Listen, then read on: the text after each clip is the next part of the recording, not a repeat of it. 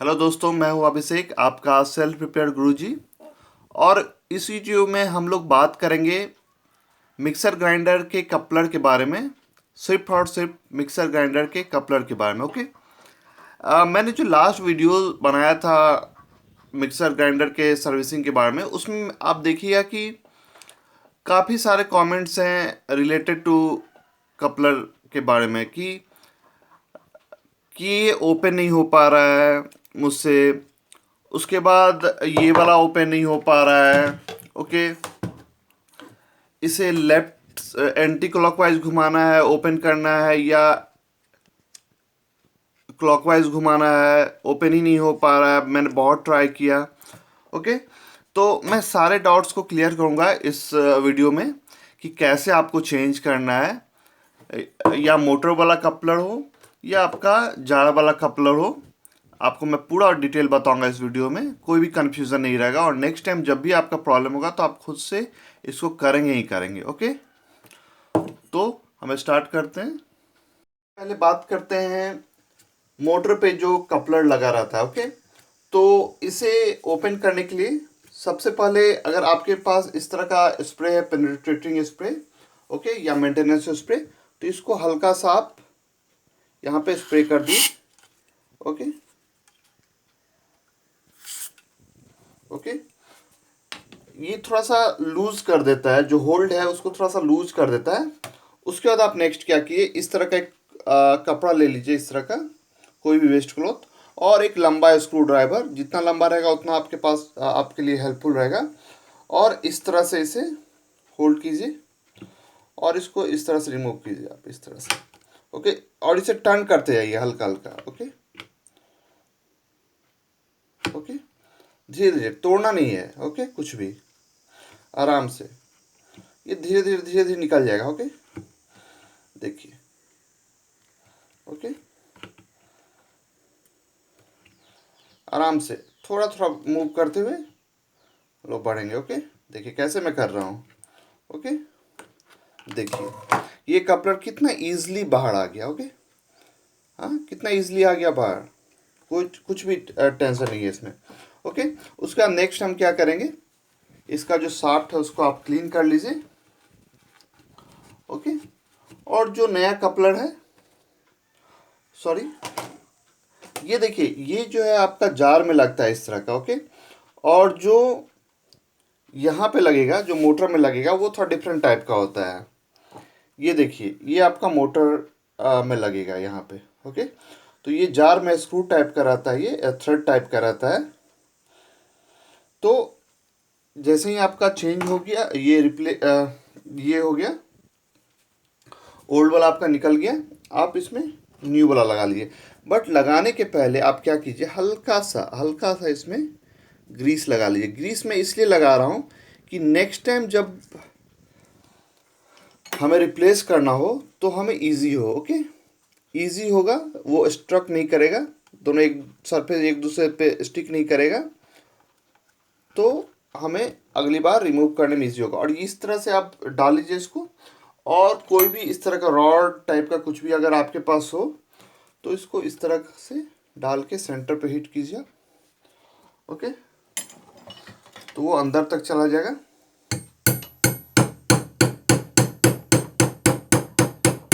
जोर से नहीं हिट करना है, बस इतना हिट करना है कि वो अंदर अपनी जगह पे बैठ जाए।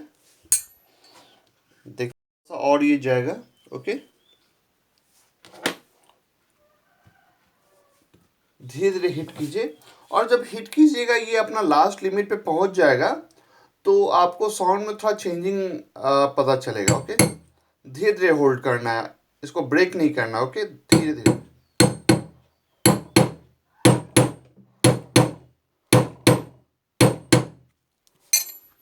ओके।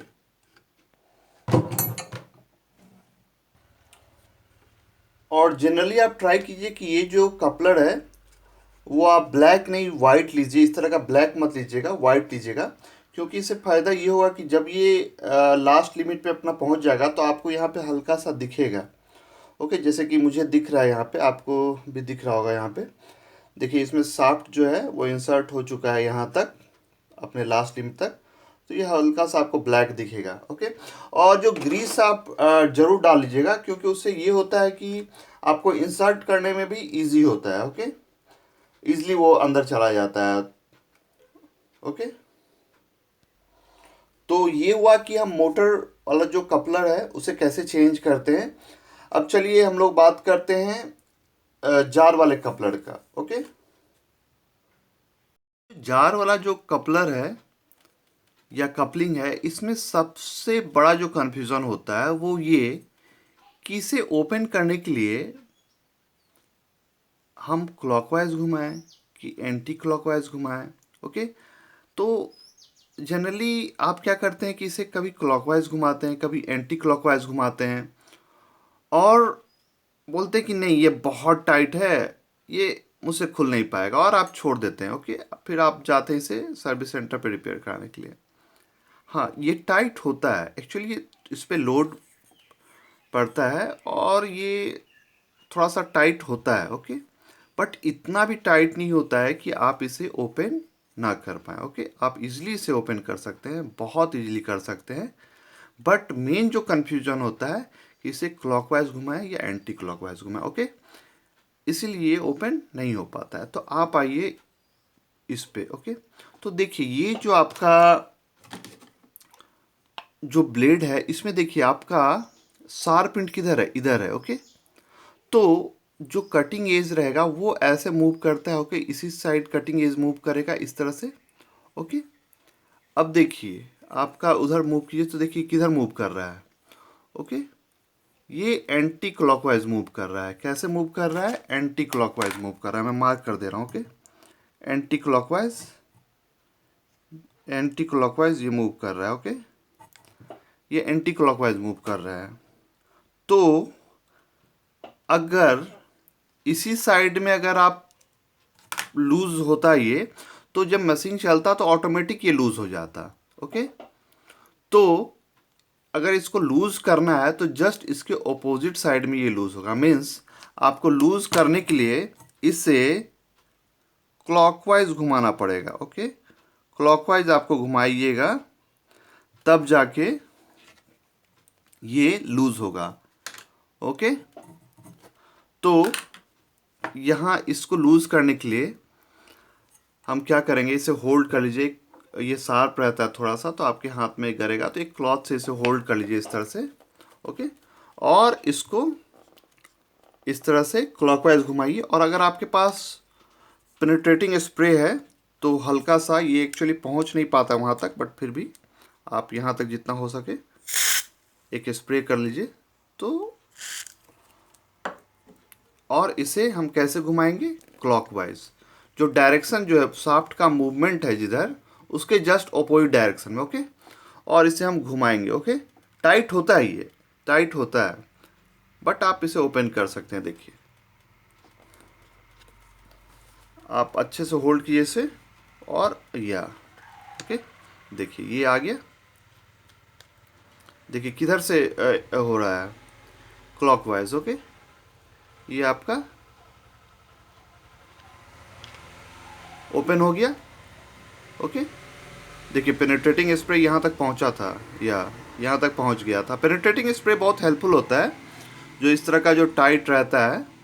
और जैसे ही आपका ओपन हो, और सपोज कभी कभी ये क्या होता है, टूट जाता है, तो टूट जाता है तो आप क्या कीजिए कि प्लेयर से भी ओपन कर सकते हैं। ओके, प्लेयर से भी आप ओपन कर सकते हैं घुमा के, अगर टूट गया है तो। और अगर बहुत टाइट है तो इसको यहाँ पे एक क्लॉथ होल्ड करके इसको जोर से ओपन कीजिए तो ये ओपन हो जाएगा। ओके, और ये आपका ओपन हो गया। जैसे ही ओपन हुआ, आपका जो नया वाला है,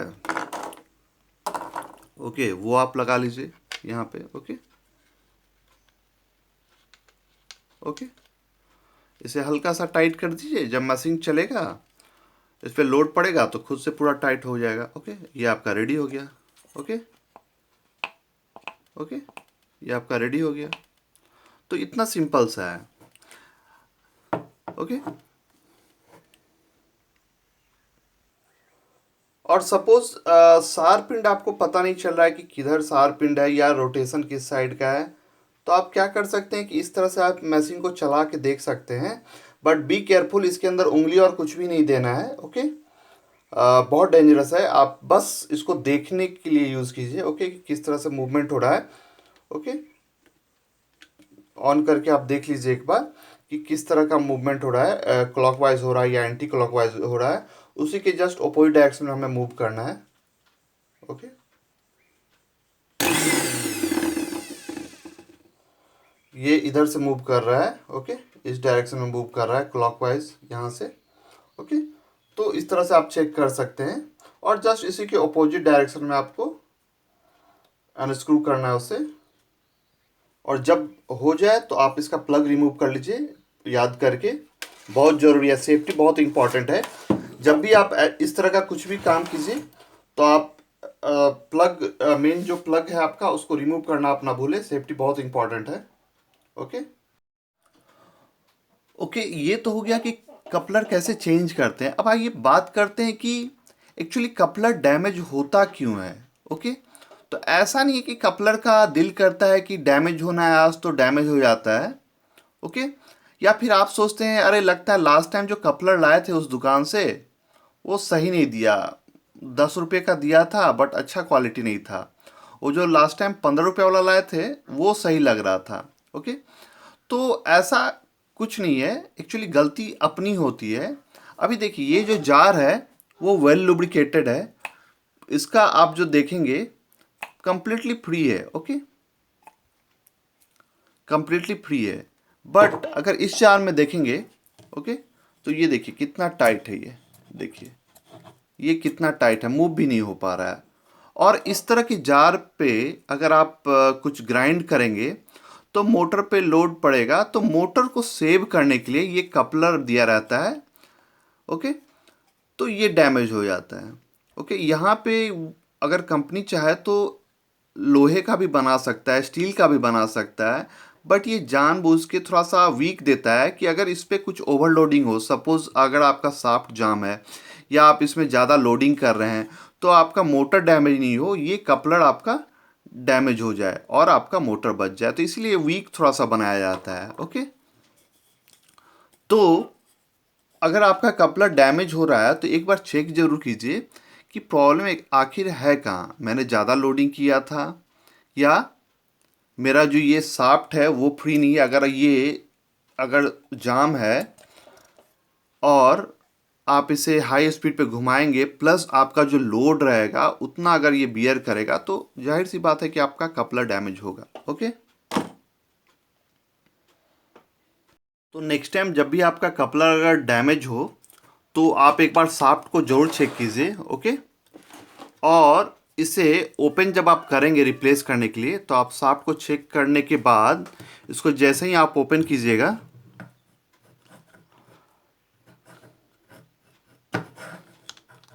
कि जो आपका जो ओपन हुआ, ओके, तो आप क्या देखिएगा यहाँ पे कि यहाँ पे कुछ वाशर्स रहेंगे, वाशर्स को केयरफुली निकाल लीजिए। ओके, और इसका सीक्वेंस नहीं भूलना है। ओके, इसको अच्छे से रख लीजिए। ओके, जो वाशर्स है इसको इस तरह से रखिए, एक और वाशर है इसको भी रख लीजिए। ओके, उसके बाद ये जो शाफ्ट है इसको बाहर आप निकाल लीजिए, ये खींचिएगा तो ये बाहर आ जाएगा। ओके, इस तरह से देखिए ये जाम है, जल्दी निकल नहीं रहा है। ओके, ये आपका बाहर आ गया। ओके, इसमें भी वाशर्स है। ओके, अब क्या कीजिए नेक्स्ट इसको कि आप इसे एक सैंड पेपर से हल्का क्लीन कर लीजिए, और अगर सैंड पेपर नहीं है तो इसी तरह क्लॉथ से ही आप इसे क्लीन कर लीजिए,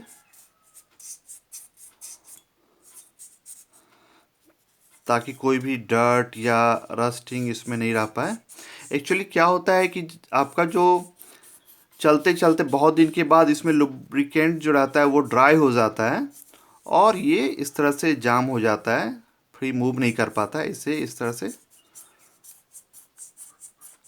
क्लीन कर लीजिए अच्छे से, शाइनी। ओके, उसके बाद ये जो है आपका है इसे भी इस तरह से क्लीन कर लीजिए। ओके,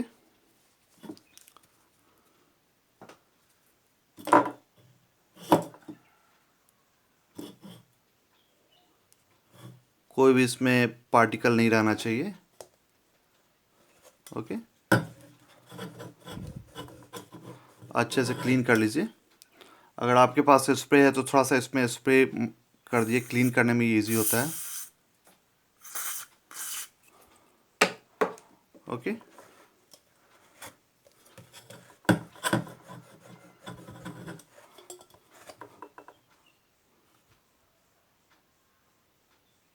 थोड़ा सा ग्रीस दे देंगे हम। ओके ओके, थोड़ा सा ग्रीस, और ज़्यादा नहीं डालना है इसमें, थोड़ा ही सा डालना है, और इसी को आप स्प्रेड कर दीजिए। इसमें हम लोग एक्चुअली खाने पीने का चीज़ ये करते हैं, तो अगर ज़्यादा आप ग्रीस डालेंगे तो हो सकता है कि वो बच जाए और आपके खाने में मिक्स हो। तो इसे जब भी आप ग्रीसिंग करेंगे तो इसके बाद इसको आप इसी तरह कुछ भी जैसे कि वेजिटेबल स्किन ऐसे कुछ डाल करके इसको एक बार ग्राइंड कर दिएगा, तो जो भी एक्स्ट्रा ग्रीस है तो आपका यूज़ हो जाएगा। ओके, और सपोज अगर आप इसका आपका जो लुब्रिकेटेड नहीं रहेगा अच्छे से और ये चलेगा, तो आपका जो शाफ्ट है वो डैमेज हो जाएगा, आपका बुश है वो डैमेज हो जाएगा, और आपको ये इसका बुश और शाफ्ट दोनों चेंज करना पड़ेगा। तो एक्चुअली होता क्या है, जब ये वियर हो जाता है और आपका सपोज अगर वेट जार है तो आप इसमें कुछ भी डालेंगे, आपका बुश और शाफ्ट अगर डैमेज है तो वो क्या होगा कि आपका जो पानी है, जो वाटर है, वो यहाँ से जा कर के यहाँ से ड्रिप करेगा आपका नीचे से। ओके, आपका ड्रिप करेगा यहाँ से, और यहाँ भी कभी कभी आ जाता है। ओके, यहाँ पे आपको ड्रिप मिलेगा वहाँ पे। तो इससे पहले कि ये डैमेज हो, इसे हमें वेल लुब्रिकेटेड रखना है। ओके, अब इसे इंसर्ट कर देंगे, और यहाँ पे ध्यान रखिएगा वाशर है आपका, वाशर का सीक्वेंस नहीं गड़बड़ाना है। ओके, इससे सिंपली आप इंसर्ट कर दिए जैसे आप निकाले थे। ओके, इंसर्ट हो गया, और इसके बाद इधर जो वाशर है वो आप डाल दीजिए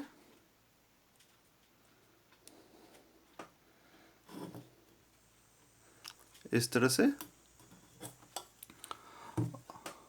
ओके, और उसके बाद आप तो कपलिंग लगाने में ट्रेंड हो ही गए हैं आप। ओके, आप इसे लगा सकते हैं, आराम से इसे लगा दीजिए। ओके, हल्का सा टाइट कर दीजिए, बाकी जब चलेगा मशीन तो खुद से टाइट होगा। ओके, अब देखिए ये कितना फ्री हो गया है। ओके, देखिए आप पहले से कंपेयर करेंगे तो ये कितना फ्री हो गया है। ओके, तो देखिए मूव भी नहीं हो रहा था, अभी देखिए कितना फ्री हो गया ये, देखिए। तो इस तरह का ये कभी भी आप अगर इसको हाथ से आप चला के देखिए, ये एकदम फ्री होना चाहिए, एकदम फ्री होना चाहिए। अगर ये टाइट मूव हो रहा है मतलब कि इसमें लुब्रिकेशन की ज़रूरत है, और इसे आप 2 मिनट 3 मिनट के अंदर लुब्रिकेट कर सकते हैं, कुछ भी नहीं है इसमें। देखिए कितना फ्री हो गया। ओके, तो ये था मेरा वीडियो इस कपलिंग के बारे में। और कभी कभी क्या होता है कि अगर सपोज़ आप इस जार में कुछ भी डालते हैं, सपोज इस जार में आप सपोज डालते हैं, तो जो आप कुछ भी डालेंगे तो उसमें इतना अमाउंट होना चाहिए कि उसका ब्लेड एटलीस्ट हमेशा उसमें डूबा रहे। ओके, सपोज आप बहुत कम डालते हैं या कुछ भी स्टिकी सब्सटेंस डालते हैं, सपोज कुछ मसाला आपको पीसना है आप डालते हैं, तो ये थोड़ा देर घूमेगा और उसके बाद जो मसाला है वो साइड साइड में चिपक जाएगा और ये ब्लेड फ्री मूव करेगा। तो आपका लगेगा कि नहीं ये ब्लेड का मिस्टेक है, बट ऐसा नहीं होता है। आप इसमें इतना एटलीस्ट डालिए कि आपका ब्लेड हमेशा उसे टच करे। और सपोज़ कभी कभी स्टिकी सब्सटेंस रहता है तो उसमें थोड़ा सा पानी डाल दिए ताकि ब्लेड पे हमेशा कुछ वाटर या कुछ भी रहे, तो वो आराम से आपका सारा मटेरियल को ग्राइंड करेगा। ओके, तो ये था A to Z जो भी आप कपलिंग के बारे में जानना चाहते थे।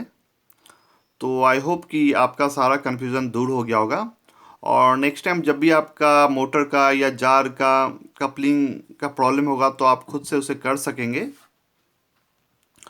कुछ भी नहीं है, बहुत इजी है, मैंने आपको बताया। ओके, तो आई होप कि ये वीडियो आपको अच्छा लगा होगा। प्लीज़ मेरे इस वीडियो को लाइक कीजिए और मेरे चैनल को सब्सक्राइब जरूर कीजिएगा। Thank you for watching.